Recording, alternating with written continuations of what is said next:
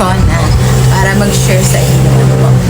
Alam niyo, sa dami ngayon na mga manluloko, yung lalo na yung mga bibili na fake pala yung pera, kaya ingat-ingat po tayo. Kasi minsan, kapag marami tayong customers, hindi na natin masyadong na-check yung mga binibigay na pera, ay malulugi tayo kapag po ganun na hindi natin napapansin. Kasi dito nga po sa tindahan namin, syempre may magpapachikas, magbabayad ng kuryente, kung ilang libo yung dala, minsan sa pag nagmamadali, ako hindi ko na masyadong na-check isa-isa.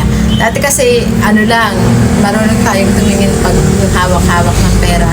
Pero, dapat talaga meron tayong mga money checker or money detector.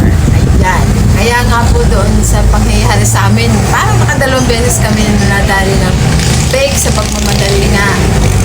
Talaga namang bumili agad kami ng tatlo agad na money checker. Ito yung para sa akin. Ito para sa mister ko kasi dito sa counter sa pwesto niya. Pwesto lang ko saan magbabayad ng bills, magjijikas. Nilagyan ko rin siya ng isa. Ito nga, kulay itim. Pero ito yung sa akin kasi pwede siyang kahit walang cordon. Pwede din naman itong nakasaksak. Pwede din ganito na walang cordon. At ang isa ko pang binili ay yung ganito.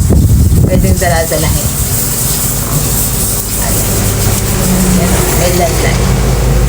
Kaya kahit nasaan si Mr. Pwede niya itong bit-bitin para ipang check lang pera. Kaya nandito sa amin 3 piraso. Yan. Maganda itong gamitin kasi kahit nasa malayo ka, wala ka sa bahay, mache-check mo siya. Makikita nyo kung ano yung diferensya ng tunay na pera sa hindi. Ganito po yan. Makikita nyo yung mga safety features ng pera. Yung logo ng 100, yan.